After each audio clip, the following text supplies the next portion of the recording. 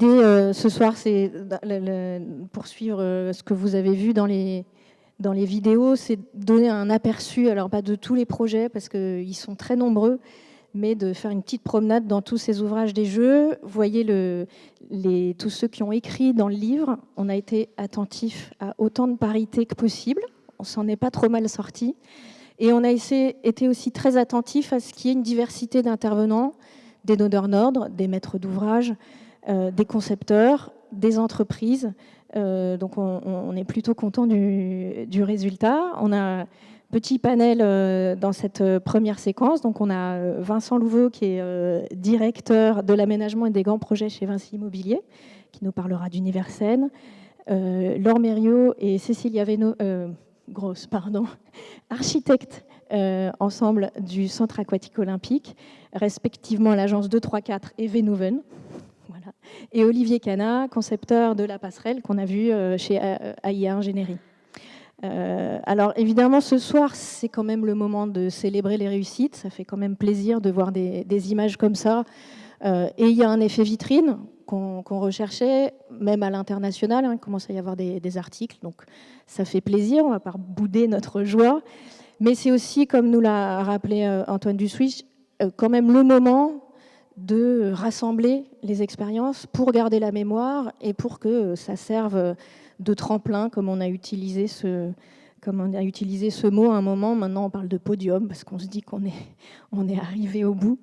Alors, la règle pour les intervenants, là, il y a un petit peu moins de la moitié des intervenants du livre à qui on a proposé d'intervenir, c'est qu'ils ont 5 minutes et pas une de plus, parce qu'on ne va pas y passer la nuit non plus.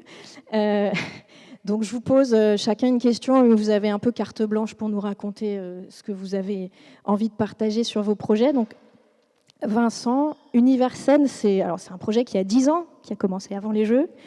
Les Jeux ont été un peu un moteur pour faire sortir ce projet, qui est très dense, 100 000 mètres carrés de logements et de bureaux, c'est vraiment un projet important. Et du coup, la consigne, entre guillemets, de Solideo, c'était le bas carbone et en particulier le bois. Alors comment ce projet a permis de faire évoluer la perception du bois chez Vinci Immobilier et peut-être dans le groupe Vinci plus largement? Alors effectivement, c'était une des consignes de la Solideo parce qu'elles étaient nombreuses. Donc Georges-Henri parlait de la date anniversaire des 5 ans. Et début 2019, tu le disais, notre projet préexistait. Donc c'est le moment où la Solideo a sorti toutes ses ambitions environnementales. Et donc elle nous a demandé beaucoup de choses. Elle nous a demandé en particulier 2 choses.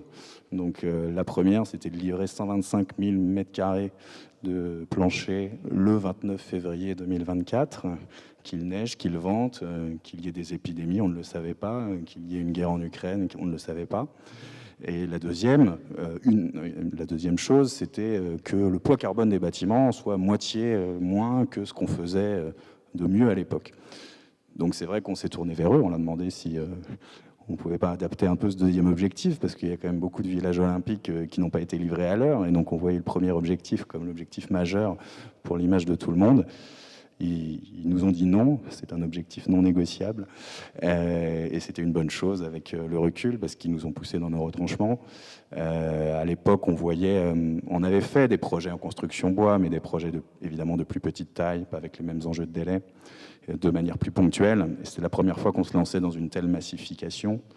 Donc ça nous a obligés, je me souviens très bien de cette année 2019, à faire un peu un tour de tout l'écosystème, nous entourer d'architectes spécialisés, de bureaux d'études spécialisés, une société du groupe Vinci qui s'appelle Arbonis. Il y avait même eu un moment fondateur pour l'équipe où on est tous allés, pour les gens qui connaissent, chez Pifto, pour visiter l'usine de CLT en Vendée.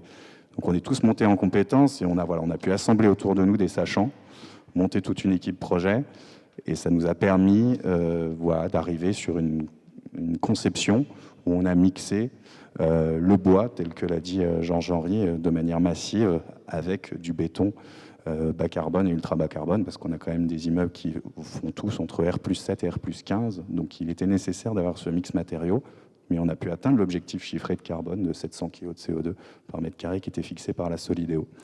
Voilà, donc ça, on pensait être un petit peu au bout de nos peines, mais on avait un autre enjeu. La Solideo nous a dit Il ne va pas falloir s'arrêter là.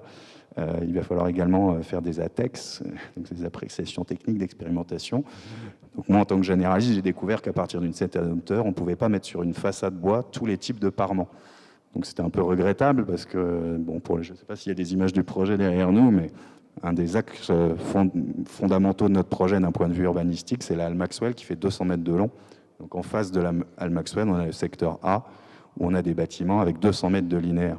Donc on ne pouvait pas, sur 200 mètres de linéaire, ne pas avoir une diversité de parements, ne pas avoir une diversité architecturale. Ça aurait été frustrant de partir sur un ou le seul type de matériau qui était possible. Et donc, là encore, forcément, je ne vais pas vous mentir, hein, avec des enjeux de délai aussi forts, un ATEX des opérateurs comme nous, en première approche, ça nous fait un petit peu peur. Mais on a été accompagné par le CSTV, par la Solidéo, et on a pu mettre de la terre cuite, mettre du bardage métallique, mettre de l'isolant extérieur avec enduit. Tous ces matériaux qui sont naturellement posés sur le béton, et pour une question qui m'interpelle encore, et n'étaient pas autorisés dans la réglementation à être posés sur du bois. Donc, en conclusion, Marie, tu m'arrêtes si je dépasse les 5 minutes. En conclusion, on a appris plein de choses. Mais ce que j'ai envie de retenir, c'est qu'au-delà de l'apprentissage technique, la montée en compétence de toutes nos équipes, le fait que maintenant on sache comment s'entourer pour faire de la construction bois, ça a beaucoup démythifié ou démystifié la construction bois chez nous, parce qu'à partir du moment où on a fait une opération de cette taille-là, aussi emblématique, avec tant d'enjeux en termes de délai, une telle masse, on sait qu'on peut le faire sur n'importe quel type d'opération en France, quelle que soit sa taille, quelle que soit sa hauteur, quelles que soient les difficultés. Et donc, ça a, d'une certaine manière, fait sauter un verrou psychologique chez nous. Merci beaucoup.